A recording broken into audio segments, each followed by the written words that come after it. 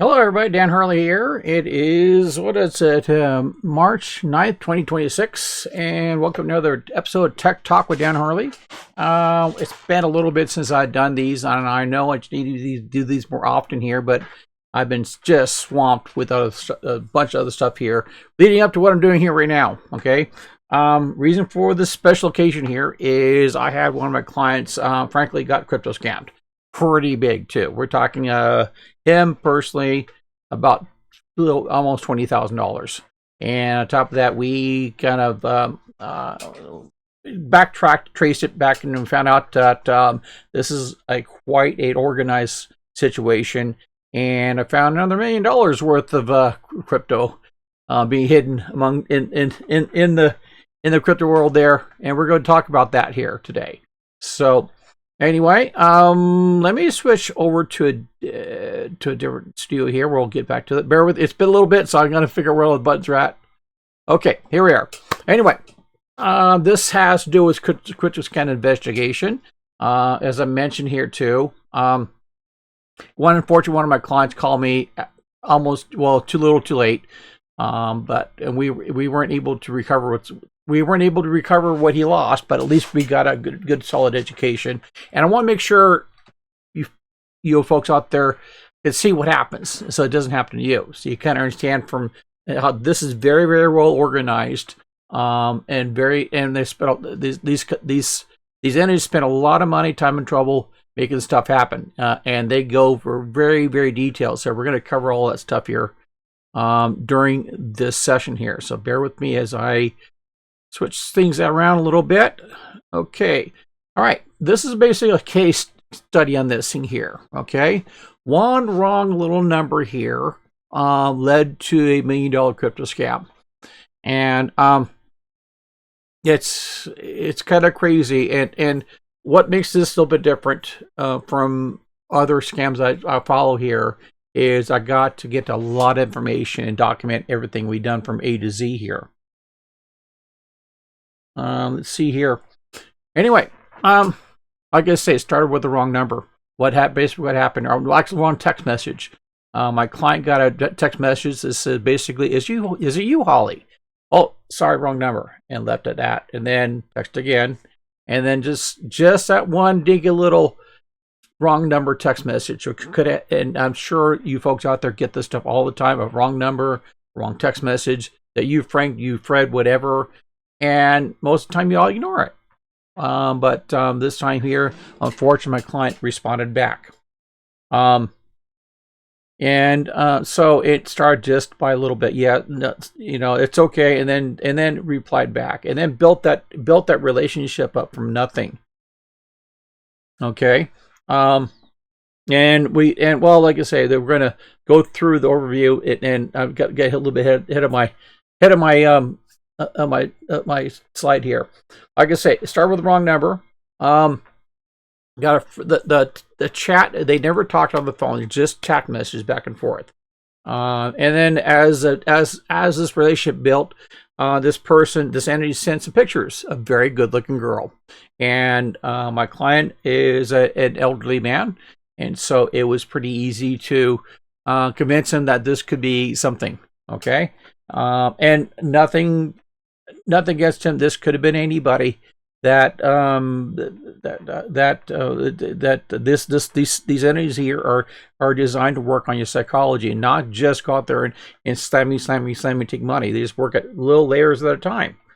Okay, only tone and casual, and the relationship built up over weeks. Okay, started off just back and forth. It looked like an online girl from whatever, and then this is what's called a classic pig butchering scam. Okay, and they use like relationship engineering. Okay, friendly communications daily, photos of going skiing and friends and going out and all that stuff, building that trust up. Okay, and they nothing to do with financial conversations at first, just building that trust up. Okay, so the victim unfortunately begins to trust in the scammer. Then all of a sudden, introduces a financial advisor. And again, this is all set up ahead of time before the call even started, the text message even started. where they create a fake profile based on a real character, real person. In fact, when I did this investigation, there is a real entity behind this with a real had a book, had a actual website, had what's it called, the LinkedIn profile, very professional looking. It looked like you're talking to this person, but all this stuff is on text message, never a phone call, all text messaging. Okay, and also too, they moved the conversation off the text message to WhatsApp and start talking over there. And so they made it easier for them to go back and forth and exchange stuff, whatever. So like I said, it goes on to build credibility. And then to get into hey, let's introduce you to crypto. So they get you into a fake trading platform. And this website, it's fake, but it's very, very well put together. A very professional looking website. If you're not, frankly, I'll be upfront. If you're not at this level of professionalism, you would be fake. You would be fooled. So anyway, he starting with the fake account, and then they were traded back and forth. It looked like the person's making money, but looks like, put $500, make $5,000, make $10,000. And then said, hey, you look like you're pretty good at this. And they start adding, let me rephrase here too. No actual real transaction happening on this website. It makes it look like he's making money, the victim. Okay. And then it looks like, hey, you make 300,000. And then here's the more psychological manipulation here. Okay. The scammer praised the victim. Hey, you know what? Your trading bills are just through the roof. You're not a beginner. You're an expert. And mind you, this person doesn't even know the difference between Ethereum or Bitcoin or UTC or anything else. Okay. All of a sudden, he feels like he's an expert because, according to this website, according to the scam, he makes him feel like he's this professional. He'd made out of just $1,000, he up to $300,000 in the system here. On you too. None of this stuff is he's able to let's say he's not able to take any money out of this account. It's all this fake account over there. Okay. Now it starts getting to actually putting money in larger deposits. $1,000, $2,000, $5,000. Mind you, here too. All these on the surface, from what the victim sees here, he's making money. Okay, this $1,000 is pushed into this account. Looks like he's got $1,000, and all of a sudden he's making $500. $2, $3, $10, $50, $30,000 in a matter of short time. What really happened here? Let me back up here. The victim was walked through creating a Coinbase account and transferring money into Coinbase account either through direct ACH deposit and a wiring. And once that's in there, the victim was convinced to send Ether to the scammer's account. And once that happens, it's gone. And I'll get to that part here a little bit, but we're going to talk about the psychological part first. Okay, so the victim feels like they're very successful at doing all this stuff here. Okay, everything's cool. He's just knocking it out of the park. Okay, all of a sudden, this is where I come in. Okay, the victim he tries to withdraw funds, or something happens. The platform is blocked. He's blocked out of the account. And on top of that, too, is his first contact says, "Hey, I'm blocked out of the account too. Are you having the same problem?"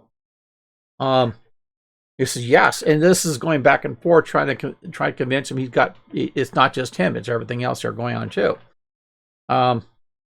And then he claims, all of a sudden he gets this weird email from SEC claiming, "We think you're winning too much in crypto here. We need proof that you are actually successful at this. We demand you sending $20,000 in crypto deposit to prove that you are actually doing these trades."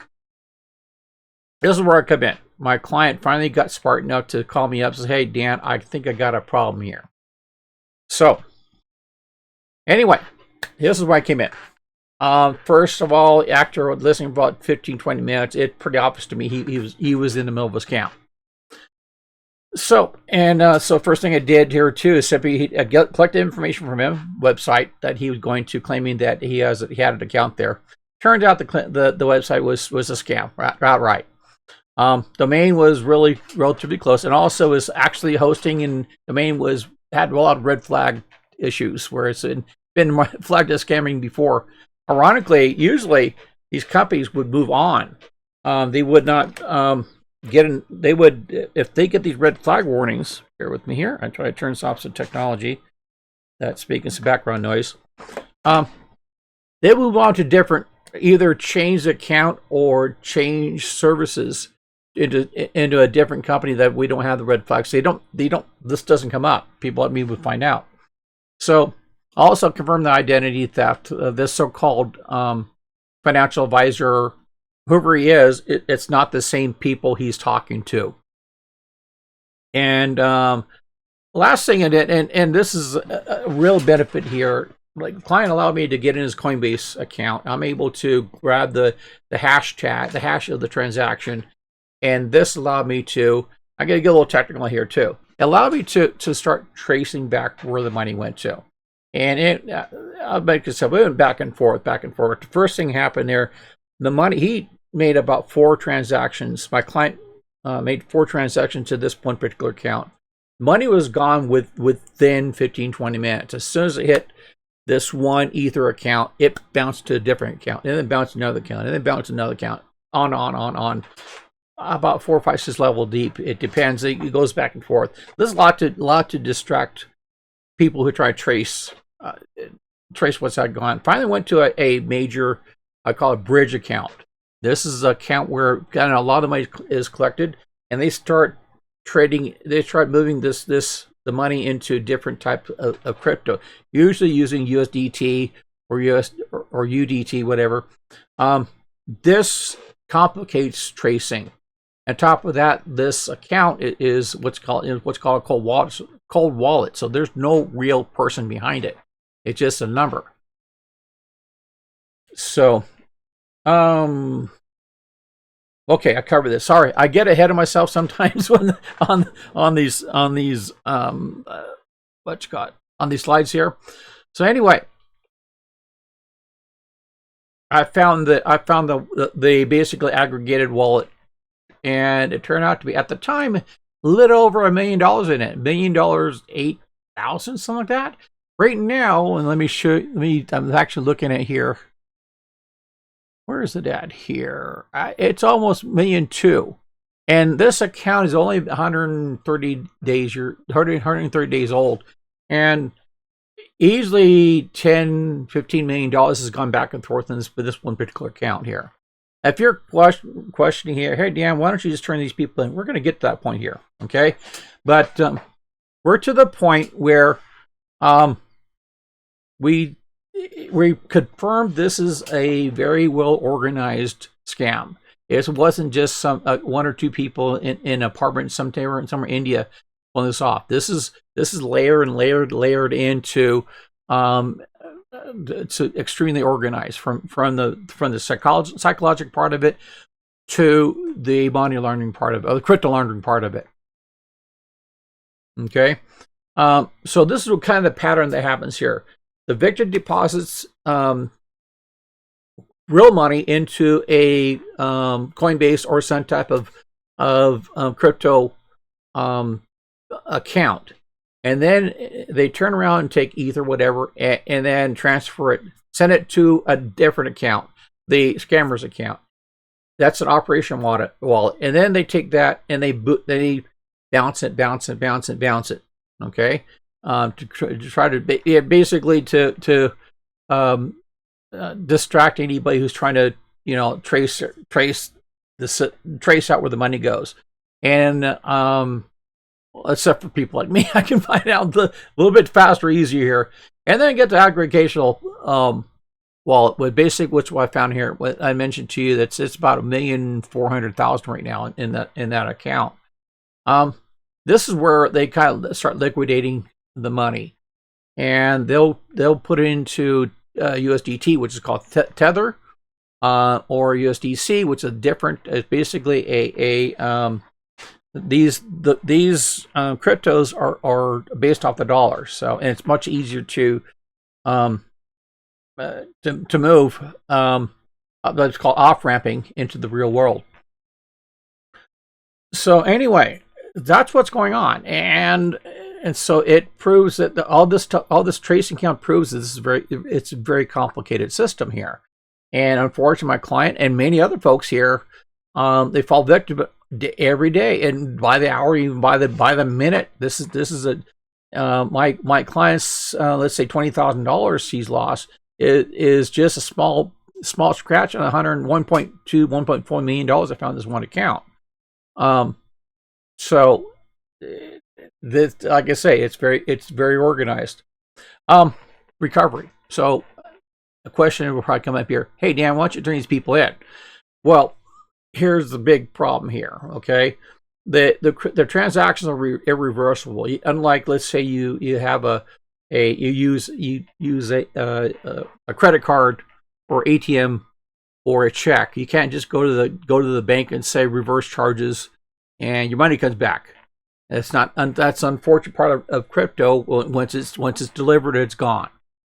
So getting the money back is almost impossible. Also, these wallet addresses, there's no actual person behind most of them, including the transitional wallets. They're usually just cold wallets, just bounce and bounce and bounce and bounce until they get to a certain point there, where they get to the operators. And also, next thing here, most of these organizations are offshore; they're not in the United States. So even if you catch them, there's no way to prosecute them. So, and it requires law enforcement in that country to investigate. And quite often here, you get these state agents, the state sponsored what's called scammers out there, where certain countries are actually behind all this stuff here. So we've heard of North Korea. So that said, recovery is very rarely possible. You really got to be on top of it. Even with all the information I have here, and I'm turning it in, okay, it is almost impossible to recover. All they can do, all the entities, all the alphabet entities can do is to collect up information and create a task force to go after it all at one time. So anyway,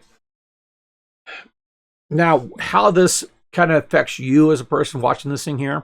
Well, it's basically who these scammers target is they go out, well, three things with scammers here. It's usually business owners, old people, investors, retirees, and even teenagers. Don't have any in here, but usually teenagers are dropped off because they don't have any money.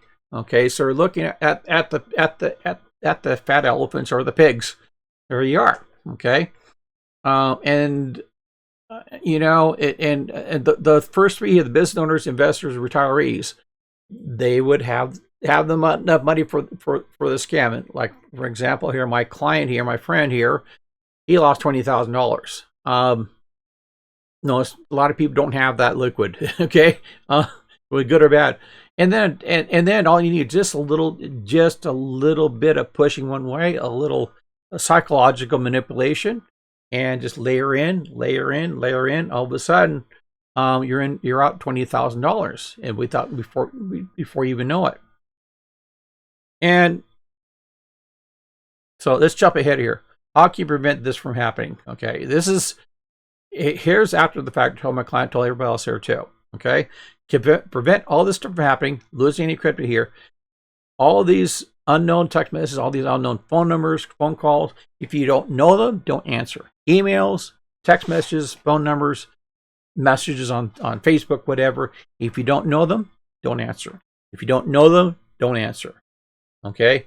Also, never send crypto to an unknown source, no matter what. Okay. You need to verify if you're getting to some type of what you call investor club, whatever. It's very easy to verify whether they're legitimate or not. Thanks to internet, thanks to AI. Okay, it doesn't take a whole lot. A couple quick questions, all of a sudden you don't need to go talk to the local police department. You can do investigation on your own very quickly and find out whether what you're about to get into is legitimate or not. And quite often, most of the time, it's not. Okay, if it's too good to be true, it's probably not true.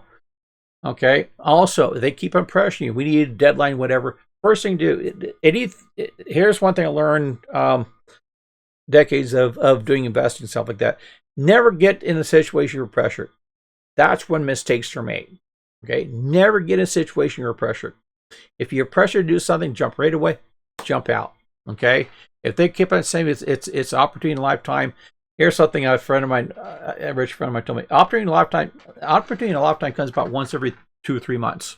So it'll be another opportunity down the line here. So, okay.